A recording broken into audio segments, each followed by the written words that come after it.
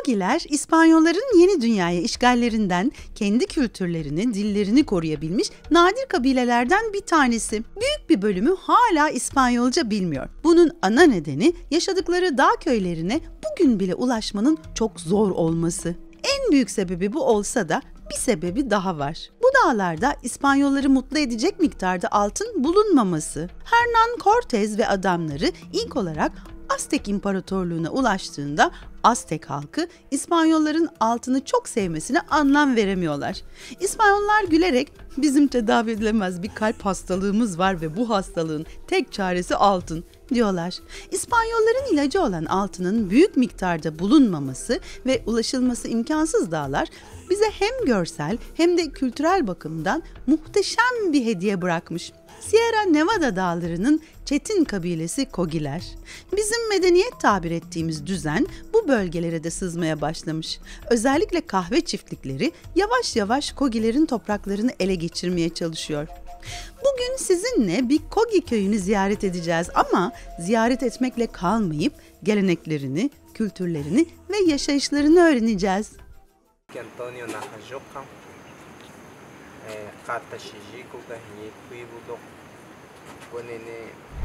Bulutların üzerindeki dağlara gidiyoruz. 45 dakikadır falan yoldayız. Bu dağlara İspanyollar bile girememiş zamanında. Öyle ki kültürlerini korumuşlar. Tabii size bunlardan daha uzun bahsedeceğim.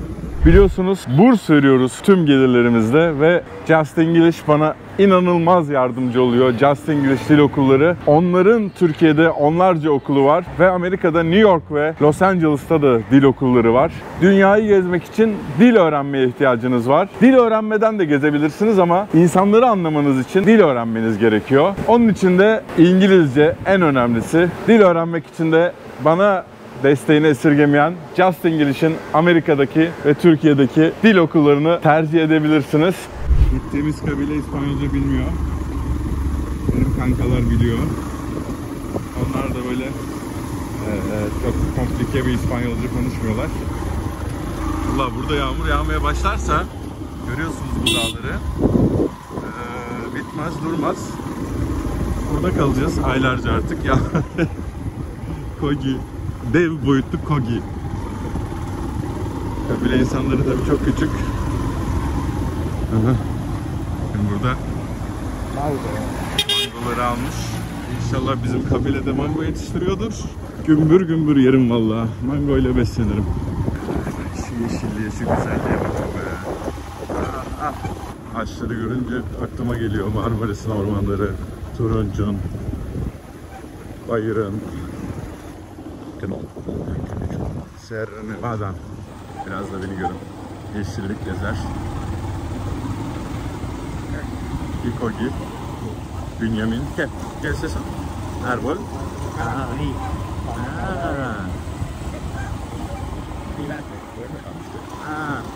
Muz ağaçları var. Avokado ağaçları. Ya ben bile güzel gözüküyorum şu yeşilliğin içinde be.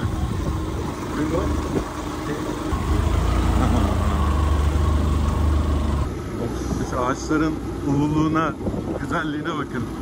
Bu insanlar boşuna doğa ana kültüne tapmıyorlar. Bakın. Muhteşem.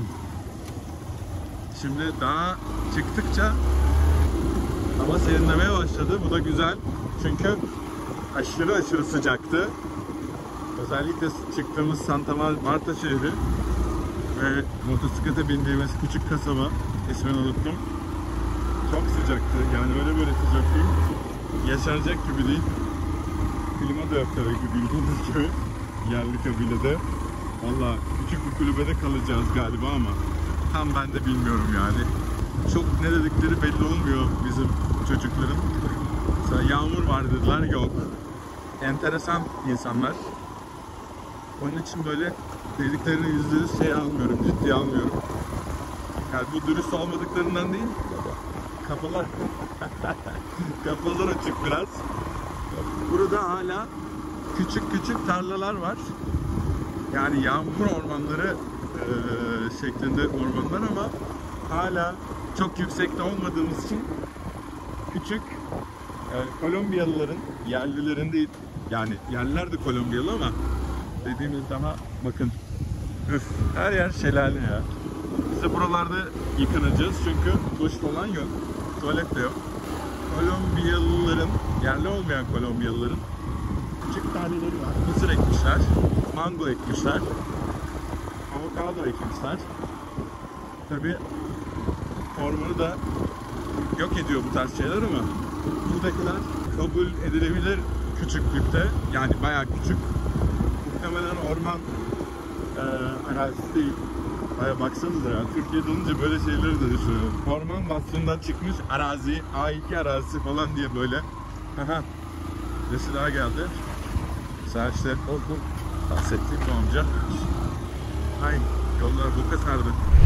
Ayga hay Egetse mushkahan kwa fakulacha Besangui Sajinga Kagega Tsao Haizokwan Banya Wahanya Wahanya Lukazir Na Arjini Madeja Egetse kwa Megacha Hai Kwaku Genjin Higaba Moko Shijihin Hi Moko Eni Zadakwan Pachariaga Nasan Kagabasaki Kacheko Shala Dokazir Shia Tezir Wunene Henye Kui Udo Henye Hade Udo Namgeha Zingatse Sajinga Nasan Atashi Zingatse Wunene Aikonki Sajinga Kaji Agatse Sajinga Bayarze Agatse Henye Geha Nada Bayarze Nada Sana Machui Nada Na Nasıl iş kadazi nahan kadar.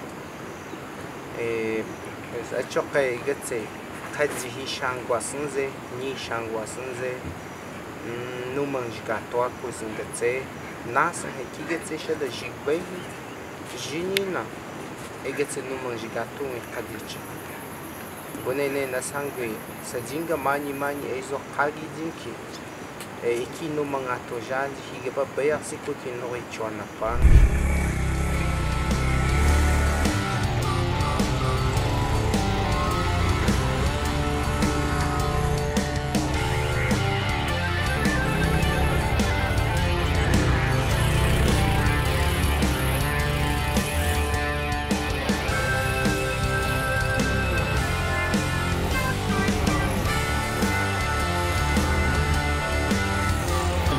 Arena baru.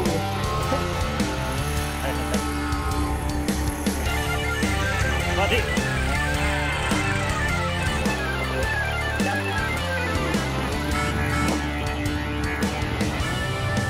Evet. Buraya yaklaştık. Hola.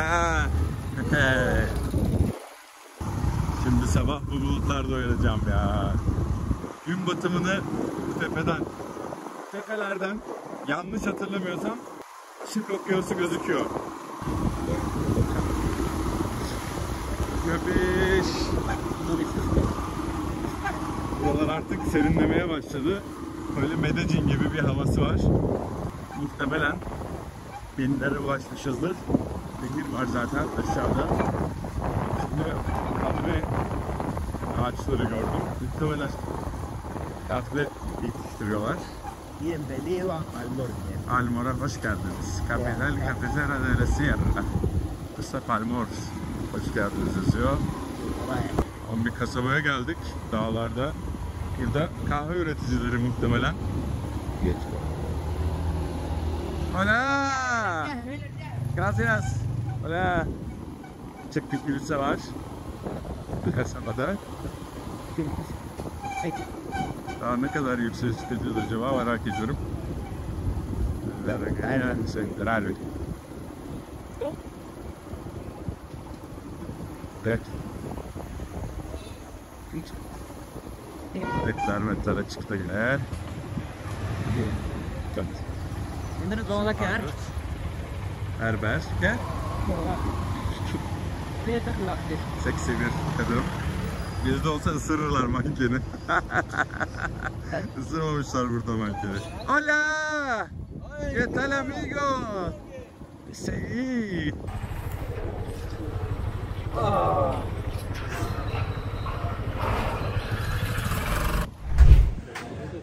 1,5 saattir. Ya bu Kolombiyalılar var ya, bu Kolombiyalılar. 1,5 saattir sürüyoruz motosikleti. Geldik mi dedim, 5 dakika dedi. 15-20 dakika geçti aradan tabii ki. Geldik, ben de geldik zannettim bu kasabaya. Bu kasabadan da kabileye yürüyeceğiz zannettim. Hayır diyor. Diyor ki buradan daha motosikletle 1 saat daha gideceğiz diyor. Bunların için 1 saat, 2 saat daha. Götüm eridi ya motosiklet üzerinde. Zaten eşyalar olduğu için çok yer yok motosikletin arkasında. Benim koca popom da şey yaptı. Burası da bu köyün bakkalı, çakkalı. Ana nasıl lan? Baksanıza şeylere. Öyle havuç. Ay. Su alayım bari. 3 puede andar, 3 o más de 3 horas aquí. Como 2 horas y media echan ellos que corren. Ellos andan. No podemos caminar. Pero tenemos muchos equipos. Pero como él. 45 kilos a 100. Sí. 100 kilos, sí. A 45 50. Sí. Gordito. Otra cosa gordo. que podemos hacer es que, o sea, todos estos equipos podemos mandar en un moto y nosotros vamos a pie. Ah, es posible. No, eres smart. Sí. No como él. Mira. Mira un. Muy grande y cerebro pequeño. Sí. Muy grande cerebro pequeño. Boyu büyük ama beyni küçük dedi bunun için. Arkadaşlar şimdi bu köye geldik ama şöyle bir sıkıntı var. Üst taraf tamamen. Öyle lan. Artistik yapmayın bana. Bak hiç bu... Arkadan laf etmemiş gibi de masum bakıyor. ¿Qué tal? Bueno.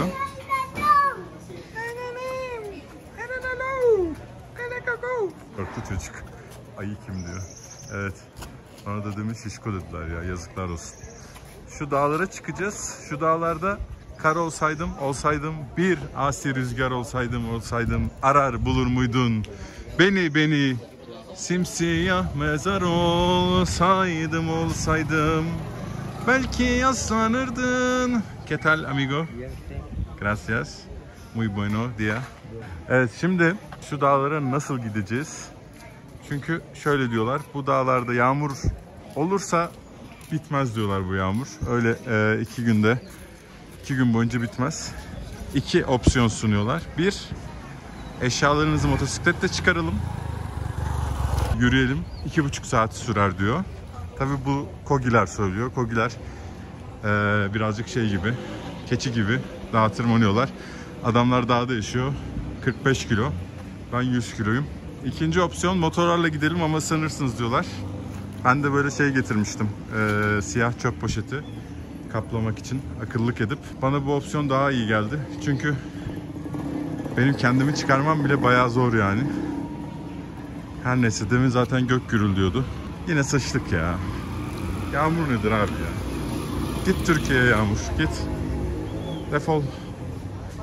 ¿Qué tal chicos? Bueno. O amcaya bak. Maşettesi var. Evet. Kararı ben verdim. Yine belamı bulacağım tabii ki. Selamlar At Bey. Belamız nedir? Gördüğünüz son evler. Çocuklar ders çalışıyorlar. Şu yukarılara çıkacağız 1 saat boyunca. Şu anda yağmur yağıyor. Ben dedim ki en azından bir 10-15 dakika yağmursuz gidelim. Çıkalım hemen. Şimdi elektronik eşyaları da poşetlere sardık. Bu sefer akıllıyız. Yeni Venedik'teki macerayı hatırlıyorsunuz. Bütün eşyalar suya girmişti. Evet. Kogi köyüne ulaşmak için yolda bitti. Değil maşallah. Zaten yol demeye bir 4 şahit bilmem ne lazım. Malbor. Bu da ayrıldığımız köy Malbor köyü. Malbor elveda. Muhtemelen göreceğim son bizim medeniyet dediğimiz şey. Yo puedo ver mis amigos. Evet, arkadaşlarımızı görebiliyoruz. Hala onlar hareket etmediler. Çünkü onlar tez canlı değil. Asi. Bakın burada da Kogi köyleri başladı yavaş yavaş ama daha bizim motosikletle 1-1,5 saat yolumuz var. Bunlar dış gibi yakınlıkta yaşayan Kogiler. Şimdi bu yolun sağanak yağmur olduğunu düşünün. Öyle hayal edin ve hey. Ben gayret ediyorum, birazdan yaşayacağım. Ben katlayayım. Oh, vallahi ne güzel. Esiyor. Tu viens de... Evet.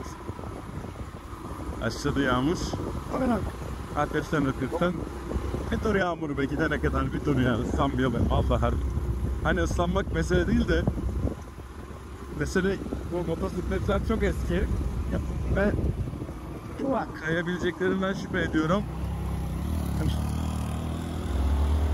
Mano mío. Ne? Mano. Ha si. Ha, kardeşiymiş adamdı. Bizim motosiklet şoförünü. Yo tomo cerveza. Ha si. Ya viste cerveza. Ha, cervezas podemos? Sí. İyi. Bir alalım diyor. İleride ben vardı ya. İyi maşallah. Yemin ediyorum Kadıköy'den daha dağlarda bir alalım var ya. Köylülerle içeriz. Köylülerin alkolü varmış da %80'di bir çocuk bana. Oranında. Alkol değil, zehir. Tepeleri aşacağız. Çok ağır bir yağmur varmış. Çok şiddetli yağmur varmış. İleride. Ha, bunu bakarak söylüyorlar. Say Jomer, burada var. İleride yağmur var diyor. Gidiyorum gözüm yaşlı, ah yine yol üstüne.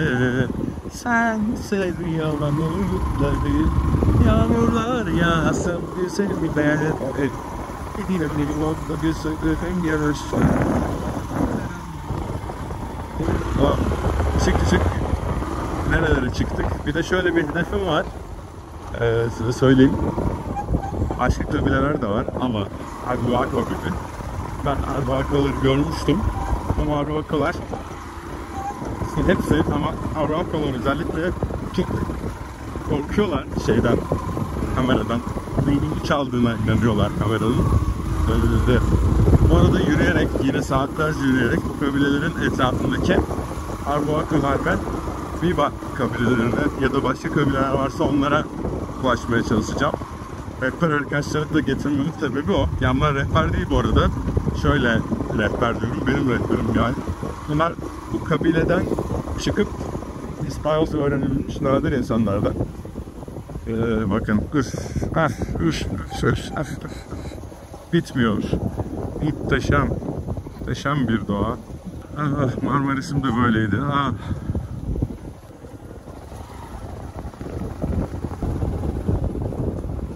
Yağmur uçum. Poseidon değil lan. O denizde yakın buraya. Vamos. Para mí está bien. Üşüdü adam. Ben üşümüyorum. Orada da üşünmez be kardeşim. Güzel oldu ya. 45 dereceydi Santa Marta'da. Nem. Sen yaşar mı burada? Nasıl güzel. Biz Ankara havası. Aynı Ankara gibi görüyorsunuz. Yemyeşil. Bahçeli evler. Ankara. Oh, çok güzel esti be. Daha gece zotumuz donacak burada. Daha bayağı gündüz. Bayağı büyük. Böyle dersilerle. ¿Quieres agua? No. Ha? Okay. Perfecto. Ya bu dünyanın derinlikleri buralar artık arkadaşlar. Yani yaşamın en uç noktaları. Daha da derinlerde yaşam yok. Yine Kolombiya'da, Brezilya'da, olanlarda var. Lise amacınlar değil, Sierra Nevada dağları. Amazonlara tabii çok yakın. Bir dönem olanlarla birmiş. Şimdi arada Bogota var. Tabii iklimi de farklı be. Amazonlara göre. Bizim Kogi de yetişti. Yağmur yağıyor ama kesiliyor yani. Çok öyle gümbür bir yağmur yok. Buna dediklerine göre ileride donumuza kadar ıslanacakmışız. Varsın ıslanalım be. Varsın ıslanalım. Tam yağmur. Dedim. Tabii ki başladı yağmur.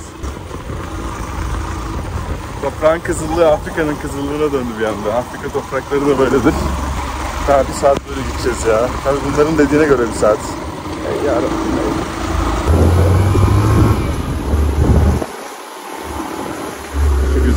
Bakın ya. Her yer su, her yer yeşillik. Yeraltı suları, yerüstü suları, bulutlardan gelen sular. Su da su.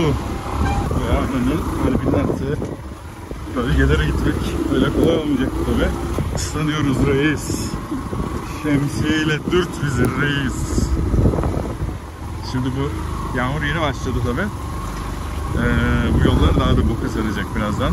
Yağmur daha da yükseklere çıktıkça şiddetlenecek. Hızlı gitme yavrum. Hızlı gitme daha gencim. Aha, görecek. Torunlarım görecek. Anam. Çeteyiz vallahi çete. Kasabayı basına gidiyoruz.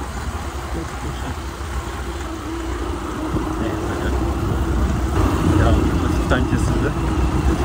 Herhalde bu artık daha da devamlı bir yağmur olması gerekiyor yani.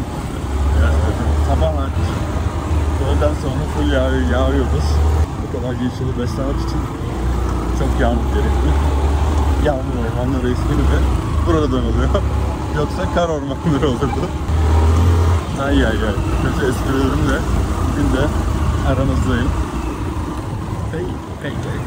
İşte nasıl geçecekler bakın. Hop.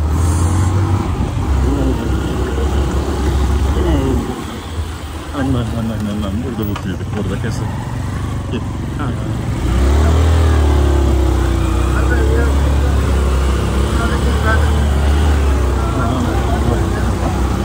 Bacakları başan buradan. Saklanıyoruz. Ops. Gitti fıtık.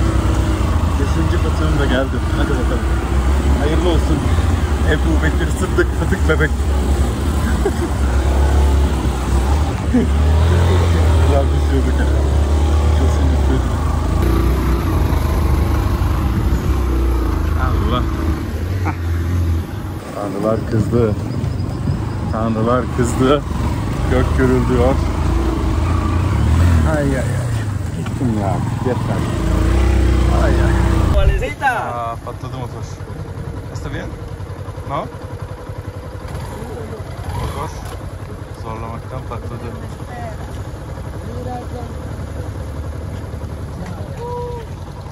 Evet.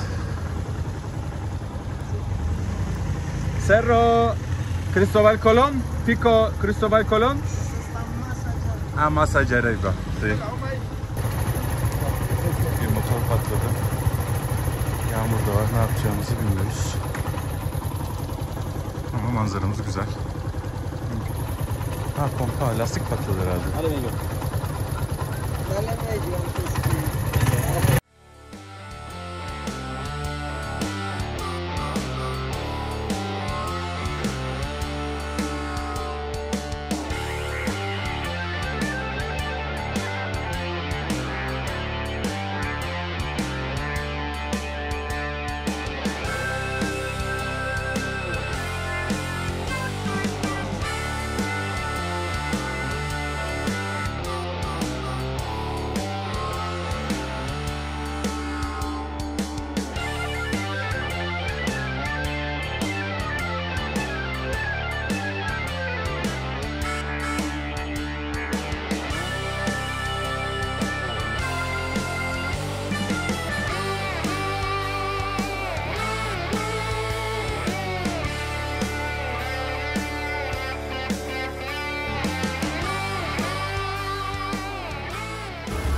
Bakın bunlar kahve bahçeleri.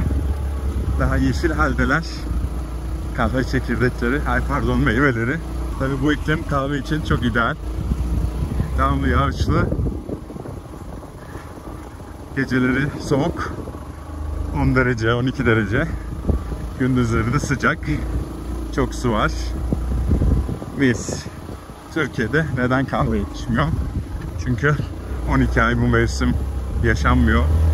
Karadeniz belki böyle biraz ama o da kışın soğuk. Burası 12 ay böyle. 12 ay boyunca aynı iklim sürüyor. Yağmur bol. Sıcaklık bol. Her şey bol. Yok. Bakın. Tepeye kahve ekmişler. Burada amcam da çalışıyor maçettasıyla. Tabi burada uzun süre yaşayınca insan delirir herhalde. Çünkü saatlerce uzaklıkta herhangi bir eczaneye ya da sinemaya ya da ne bileyim kafeye falan kendi halinde yaşıyor. Tabi zorlu yani, öyle birkaç saatte değil de yani böyle yollardan geçmeniz gerekiyor. Hava da bir acayip oldu ya. Rengi bile değişti havanın. Tek bir çay gitti ya. Ters taşıdık da. Abi bir de çok fazla ağırlık var. Bakın ben bunu taşıyorum bir de. Allah. Adam çok iyi şoför bu arada. Yani 100 kiloyum ben. Burada rahat 80-90 var. Kes ve şavlıysak 20 kilo gelse beni bir şavlı arkadaki 15-20 gelse. Allah. Şu güzelliğe bakın.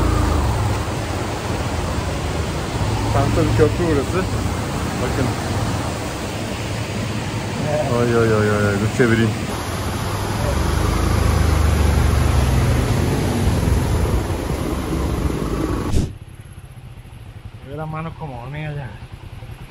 Çantasını bizim Tvogi'ye verdim.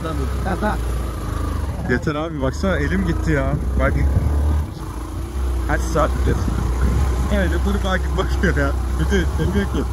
Biz her şeyi taşıyoruz. Ya acayip coğrafya ya. Şuradan nehirler akıyor. Bakın. Ay. Bak, bacaklarım artık tutmuyor ya. Sıkmaktan.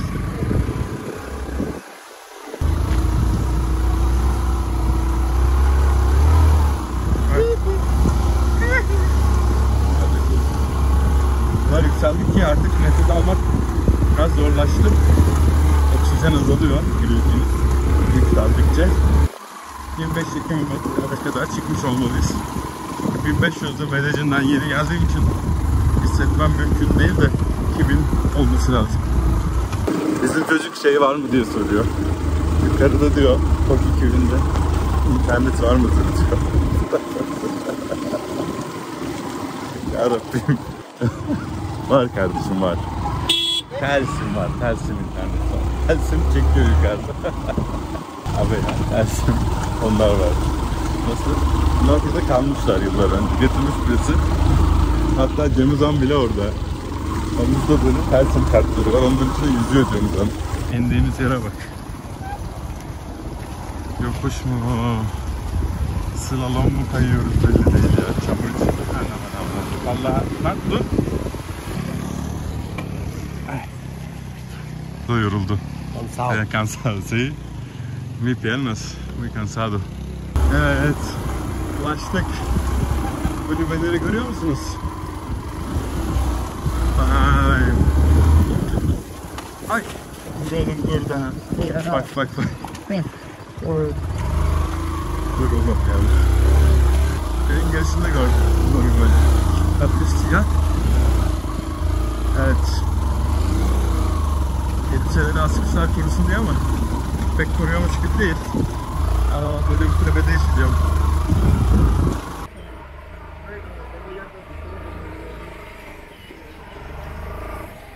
Başardık! Başardık!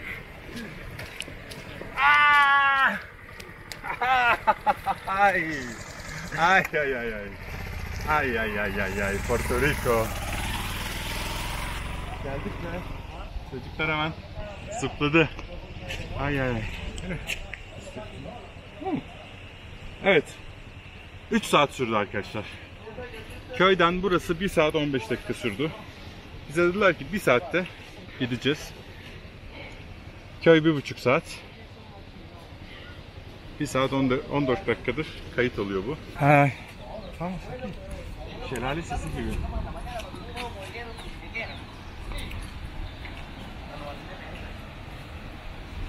Cataratas. Catarata en español. Cataratas. Çünkü Katarata'yı bu motosiklet çocuk anlamadı. Şelale de var.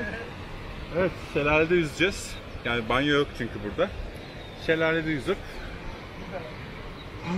koka yaprakları toplayacağız. Çok yoruldum ya. Ama çok mutluyum. Şu güzelliğe bakın. Bakın çocuğu.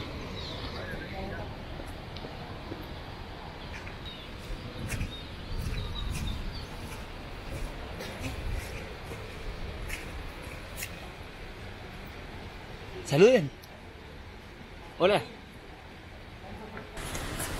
Motosiklet taksisiyle pazarlık yapıyoruz.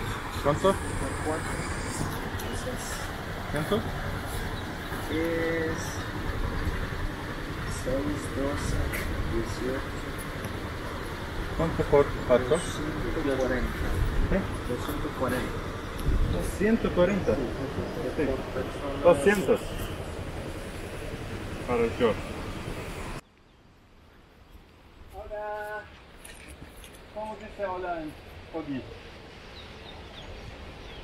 No? No hola? Merhaba yokmuş dillerinde. Abo. Bir şey var. Hola. ¿Qué tal?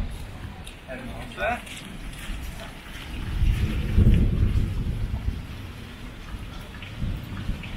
Feci şekilde gök kırılıyor. Geldik. Bir güzelliğe bakın. Bu insanlar binlerce yıldır buralarda yaşıyorlar. Ve el değmemiş bir kültürleri var. Şu minnoklara bakın. Şu minnoklara bakın. Sen nasıl burada yaşayacağız galiba. Vay. 5 yıldız otelimiz. Hola. Mesaj. ¿Cómo estás? Bien. Odamıza işedi az önce. Şurası hablas. Ahora Sí. este es tu casa. Sí? Sí. Ah, muy bueno. Este Da. será para ti. Sí, gracias. Gördüğünüz gibi her türlü konforun olduğu bir evimiz var artık Kogi köyünde. Bu muhtemelen bize işkence edecekleri alet. Plastik koltuklarımız var. Acá, Yatak yok. Bizim için plastik koltuk getirmişler. Mucho gracias. okay. Banyomuz, tuvaletimiz yok. Çocuk işedi az önce odamıza. Lleva. Arkadaşlar. Mire, Ay ay. Çok, yani şu anda şokun içindeyim. Bir anda farklı bir dünyaya geldim. Yağmur yedik. Şimdi bu duş alsam diye düşündüm. Ama duş zaten yağmurun suları. Evet. Görüşürüz. Aquí no animales. no. No. No, este está seguro. Sí. Este está bien. No hay arañas, no hay serpientes, no hay nada. Okay. Bueno. Okay, solo pregunta. No tengo miedo, pero mejor pregunta. No hay nada. Está todo está. ¿Cómo te sientes aquí en el pueblo por primera vez? Muy. Tienes que levantar el dron mañana. Sí, pero muy fuerte, muy bueno, muy Sí, interesante. sí. ¿Es el coco? ¿Coca? Coca, sí. ¿Todo lo que está allá afuera? Allá afuera. Sí. Son hojas de coca. Allá hay más. Allá hay más, bastante. Mañana. Yatağımızı çıkartıyorum. Çünkü yerde yatacağız. Böyle dağlarda yatmışlığım var da uyuyamıyorum ben pek. Yani gökyüzünü izliyorum. Ama gökyüzü şahane olacak çünkü hiç elektrik yok bu köyde. Elektrik olmadığı için de tüm yani yağmur dindiği zaman eğer bu gece dönerse yıldızların altında uyumayı tercih ederim. Bunu alırım dışarıda uyurum ben. Mejor dormir afuera porque estrellas. Muy bueno. Cuando Afuera hace mucho frío. Y de Ah, pronto ¿sí? en la noche llueve. Ah, sí, sí, sí. Pero Pero ahorita puedes salir acá afuera y Sí, puedes sí. ver, sí. Sí, mientras. sí. Yo sé. Para mirar Sí. estrellas, no electricidad aquí. Amigos, muy gracias por ¿Esto qué es? sí. Ah, Este esto está muy es. bien. Sí. Sí, soy listo por todo. Sí. Vamos. Cerrar Bakın la puerta. evimizden çıkıyoruz. Hizmete Mira, bakın. puedes cerrar la puerta. Hizmete bakın. Burada koka yaprakları var. Kokainin yapımında kullanılan bitki bu. Bunlar için kutsal. Pada bunları kutsal olduğu için çiğniyorlar böyle. Yaprak olarak bir uyuşturucu özelliği yok bu arada. Yani kimyasal laboratuvarlarda yapılıyor. Bu nasıl bir yaşamdır ya? Denizden binlerce metre yüksekteyiz. Üşüdüm ya. Gece donacağız. Misomma çıkma. Çıkma.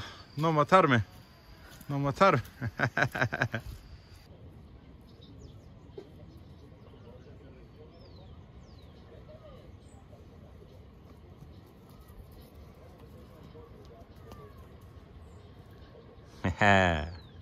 Yeter.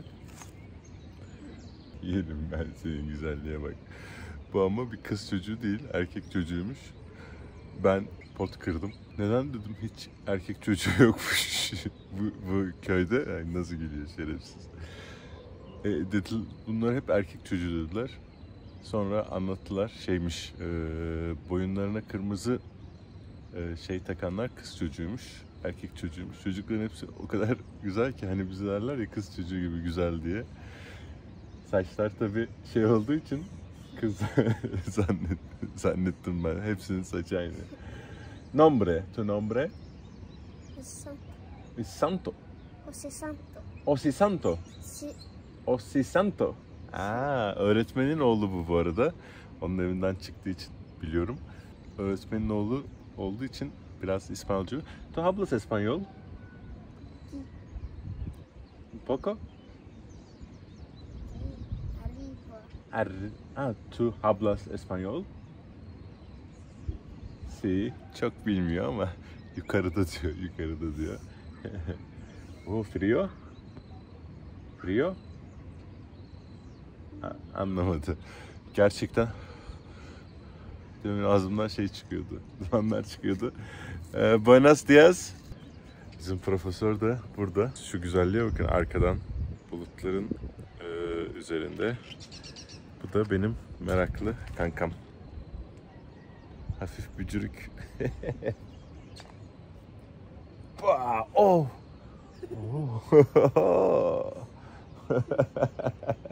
Nasıl geliyor? Aramızdaki boy farkına bak. Bir de şeyde duruyor ha, taşın üzerinde duruyor. Allah'ım çok güzel değil mi ya?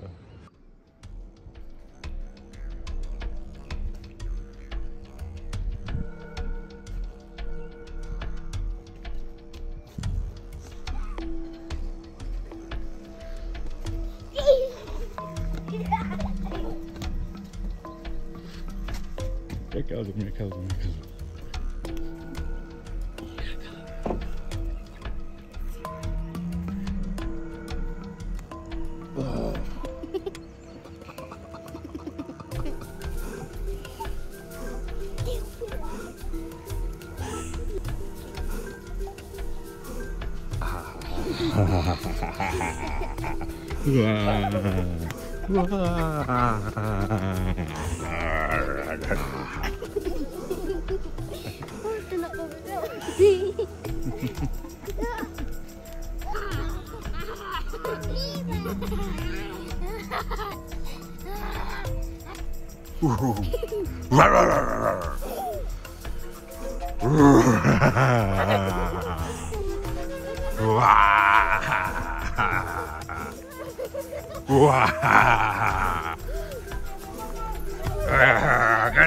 Kaçıracağım.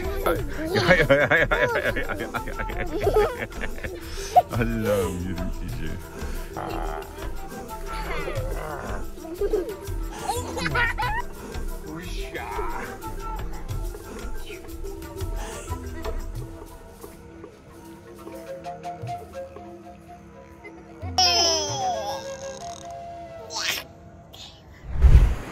Ucak nazgaba hango chaka nawa ungwe kan nawi bama ko nawi hati doe makwa ikiga kwashe di chiga to nan igetsi no manjga to agi no manjga to ko zula no manjga to ko iki akwashe di chika na magabar pregajini ga inasin ga ikiga buwala na sanzaishi ikiga uji chishi ni chikan kalo gonene nas hangwe qega diol ki hinga ba makina itegeta sabisha pana kajiga hinga ba makina akopana gopana ni higa machu hi ba byangwa sinzama hi ba gaba yapana guchagona na agwang na laksanapan.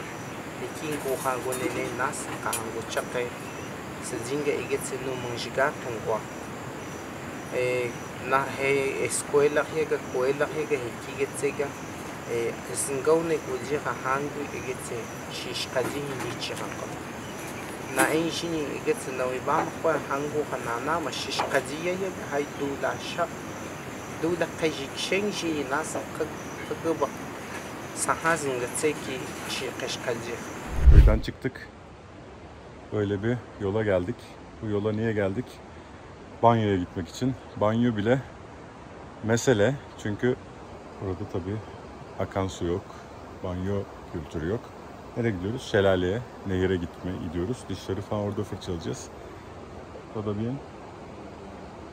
rehberim de hazır. Ben de hazırım. Bakalım şelale nasılmış. Giden yol da güzel ha. Hey maşallah.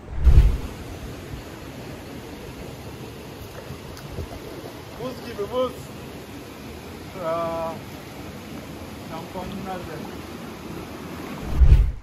Evet. Odamdan çıktım. Odam kireçtir benim. Burası koka tarlası. Hanımlar koka topluyorlar. Erkekler de onları izleyip popporolarını tutuyorlar. Ketel. Bunlar bildiğiniz ham maddesi olan yani koka bitkisi yaprağı. Burada çayı var. Tıbbi amaçlarla da kullanılıyor. ¿Qué haces? Popporo. Ben çiğniyorum.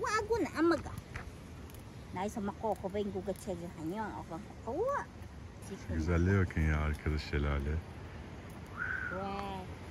Un paraíso. Bu popporo midyelerden yapılıyor. Midyeleri kırıp kireç haline getiriyorlar.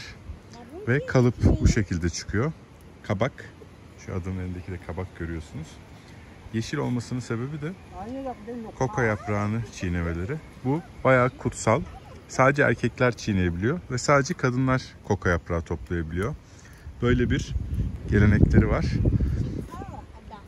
Bu içindeki kireç gibi olan madde yani midyelerin tozu kokayı nötralize ediyor. Çok güzel. Koka bunların geleneksel bitkisi. Buenos días. Kokain ham maddesi dedik ama şöyle bir şey. Yani uyuşturucu değil bu şekliyle. Kimyasal olarak yapılıyor. Onu da bunlar yapmıyor tabii ki. Daha çok karteller vesaire yapıyor. Bakın muz ağaçları, mango ağaçları. Tam bir cennette yaşıyorlar ya. Şu güzelliğe bakın. Bunlar pineapple. Ananas. Ananas ama ananas kalmamış. Normalde bu şu üstünde oluyor ananas. Koka. Bu yaprağı alıp çiğniyorsunuz. Böyle enerji veriyor. Bunlar devamlı çiğniyor. Kutsal demişler de kafayı bulmuyoruz dediler ama. Bu da ananasın. Ne bu? Es piña también? Ha. Böyle. Olmamış hali böyleymiş. Pinya'nın. Vallahi buldum size bir tane pinya. Ananas. Evet. Ananas. Lo siento. Bakın. İşte ananas da böyle oluyor. Yetişiyor. Mısır. Boy boy mısır dikmişler. ¿Puedes mostrarme tu coca? Yes. Ağzındakiler koka adamın. Arkadaşımın artık diyeyim. Arkadaş olduk. Bu çantaları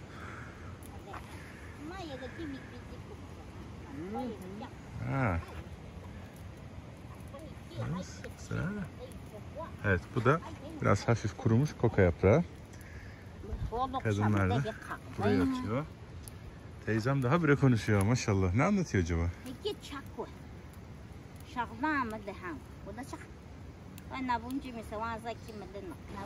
Çocuğun güzelliğine bakın ya.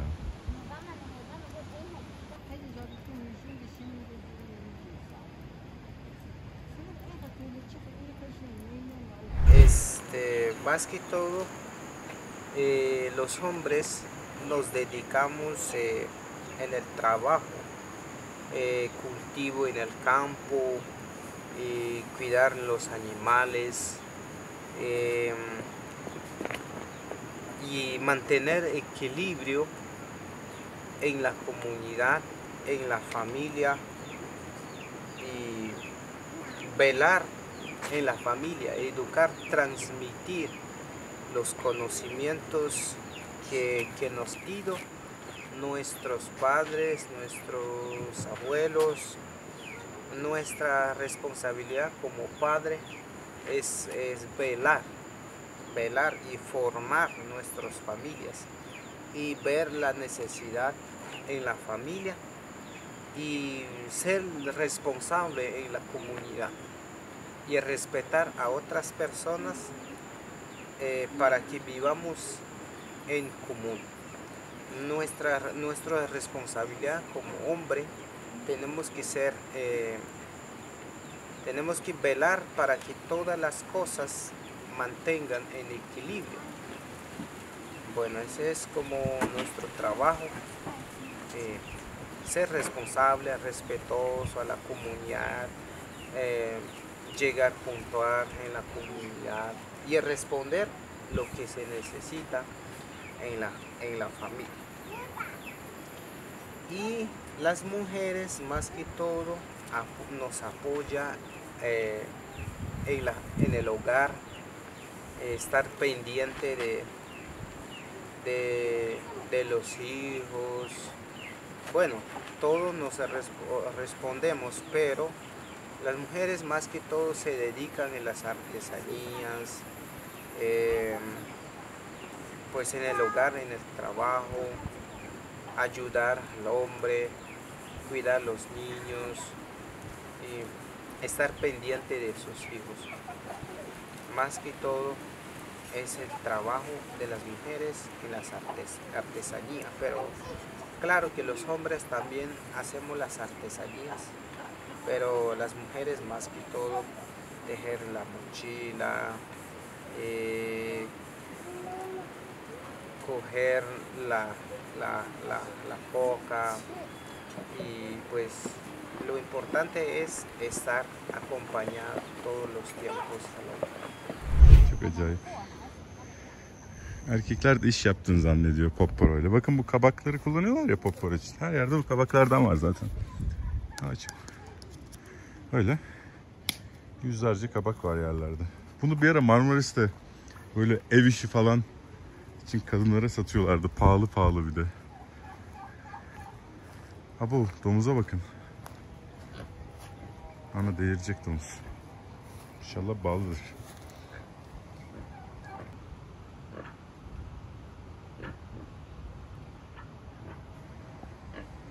Domuzla kavga ederseniz ikiniz de çamura bulaşırsınız.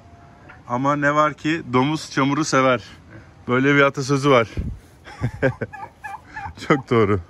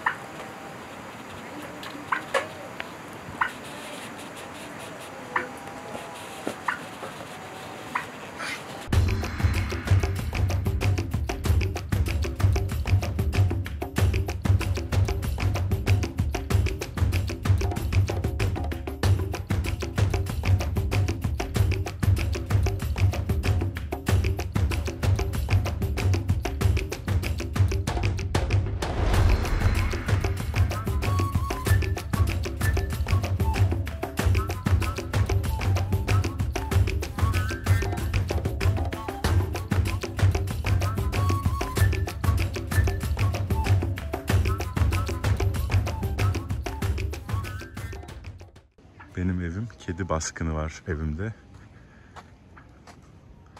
Lan artistik yapma kedi. Ne çalıyorsun lan evimden? Kedi. Yağmur yağacak. Yağmur yağacak. Böyle. Oğlum sen sabah 5'te benimle kalktın hala oynuyorsun ya. Lan nasıl bir enerji var ya. Ah! Buenos días. Kahveler. Oh, koka yaprakları, kahveler. Annesiyle demin duş aldı, bunları nehirde gördüm. Beyaz beyaz elbiselerini asmışlar. Bu elbiselerin beyaz olmasının sebebi saflığı. Doğa ananın saflığını temsil ediyor. Doğa ana inancı kültüne inandıkları için doğa ana kültüne sadece beyaz giyiniyorlar. Erkek çocukları bizim. Erkek çocukların oyun oynaması, benimle oynaması falan serbest. Ama kız çocuklarının ne yazık ki ya içim gitti şu anda alacağım, yemin ediyorum gözlerim doldu ya. Çocuk bakın bizi izliyor, kız çocuğu. Of. Böyle dünyayı ya. Vallahi. Yavrum uzaktan izliyor ya. Hiç yasakmış oyuncaklarla oynamaları, oyun oynamaları. Üzüldüm. Oradan bizi izliyor. Kısa bir sürü çikolata harcayacağım gizli gidip. Biz de böyle patriarkayı yeneceğiz. Kogilerde. Hayır bir de kız mı erkek mi de ayırmak için kolye takıyorlar. O kadar yani.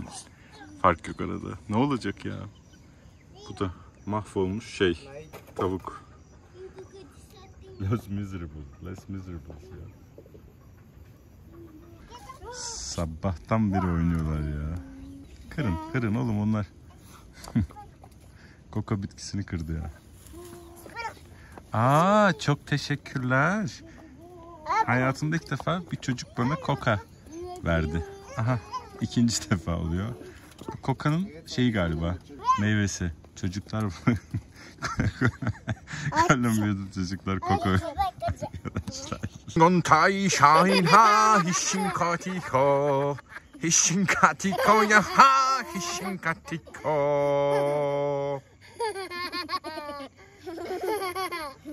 Hishinga chico.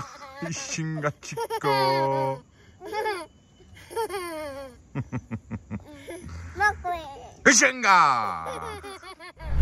En cuanto a las religiones, los Kogis no tenemos un solo Dios. Sí. Nosotros, bueno, los Kogis creen que todas las cosas tiene su ancestro, tiene su origen, entonces por lo tanto tiene su padre o madre. Entonces en sí, pues creen lo más importante es la tierra, porque dicen que es la madre. Es nuestra madre donde nosotros habitamos. Ella nos cuida todo el tiempo, porque de ahí nosotros nacemos y vivimos, y por eso es muy importante la tierra. Ellos dicen que pues la tierra tiene su padre y tiene un origen, entonces por eso es bien importante. Ellos comparan como la madre o como una mujer, porque ¿qué hace una mujer? Una mujer pues da el hijo. Lo mismo la tierra puede dar frutos, producen las cosas, entonces por eso es bien importante. Pues también en las religiones pues los Kogis son politeístas. ¿Qué quiere decir? Creen varios dioses, o sea, cada cosa tiene su dios. Entonces digamos que si una piedra grande o un árbol de antigua, entonces eso quiere decir que pues cada cosa tiene su dios. Sí. Entonces por eso no tiene un solo dios. ¿Tienes un dios? ¿Tú crees más? Pues no, digamos que existe la espiritualidad. Sí. El ser que... ¿Puedes explicarme qué es Mamos? ¿Quién es Mamo? Bueno, el Mamo es la persona encargada de parte espiritual. Es la persona, es una persona capacitado para para hacer muchas cosas, por ejemplo, para hacer pagamentos, para tener un contacto de los seres espirituales. Entonces, pues no solamente eso, también digamos que es una persona sabio que él puede transmitir los conocimientos a los pequeños. Y también es la persona como médico que se encarga de velar qué cosa está llegando malos o qué cosa está llegando buenos. Pero al mismo tiempo considero veo que es como una persona como psicólogo. O sea, al mismo tiempo si una persona está herido en psicológicamente, es la persona que puede sanar, bueno, no herida así como, pero sí puede sanar en algunas partes. Y como esposas, como ¿Cómo se casa? como amores, como... Ok. Pues existe unas normas que hay que cumplir, porque durante el casamiento o si una persona quiere enamorar a una niña, a un hombre, pues más que todo los padres son los responsables anteriormente los padres son los responsables de buscar una chica para su hijo. Sí. Entonces, pues el hijo no tiene que negarse. Pero en estos tiempos, el niño o el muchacho tiene que elegir con quién se va a casar. Tiene Sí. que pensar y después tiene que ir a hablar con la familiar de ella, con los papás, y eso tiene que convencer a sus padres. Perfecto. Gracias.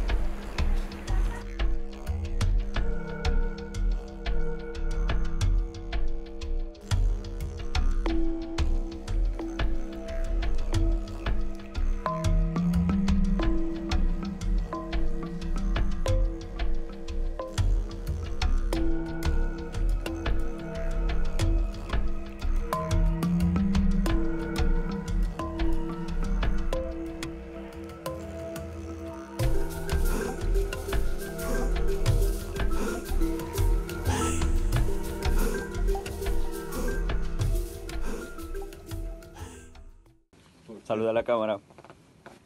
¿Qué? Saluda a la cámara. Adiós. Adios. Evet arkadaşlar, bok yedik. Böceklerin, hayvanların arasında yatıyoruz. 5 yıldızlı otel. Bir de sığmadım, 1.90 bu. Allah. Ay. Hadi bakalım.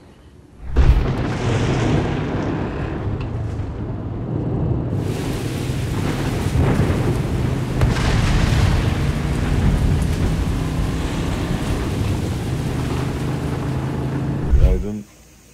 Dönüş yolunda motosikletlerle yolda kaldık yağmurdan. Işık gördük, buraya saptık. Bu abi bizi kurtardı. Burası bir dağlarda kahve çiftliği. Başta şurada yattık. Gracias. Düşe kalka çıktık artık buraya. Çünkü çok tepede. Şu güzelliğe bakın arkadaki. Burada yattık. Evet, zor durumda kaldığımız zaman her zaman bir çare var. Sağanak yağmurdan kaçıp ışığı görüp daldık vallahi. Bakın.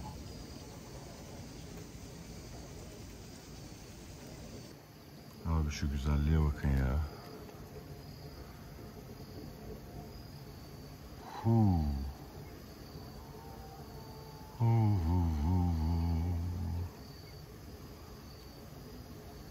Bakın bu çiftliğin kahve ağaçları şunlar.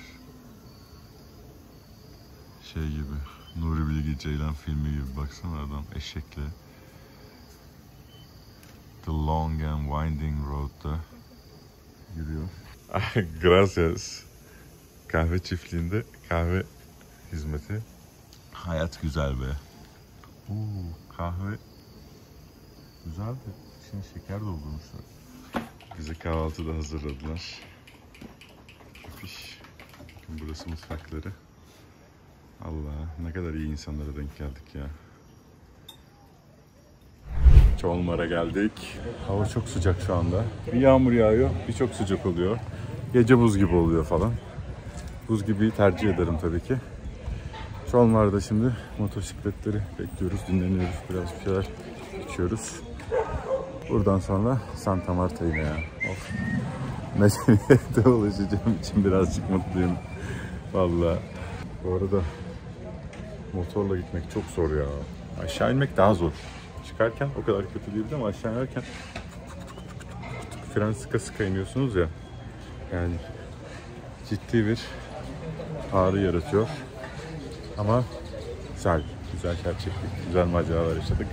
Güzel insanlarla tanıştık.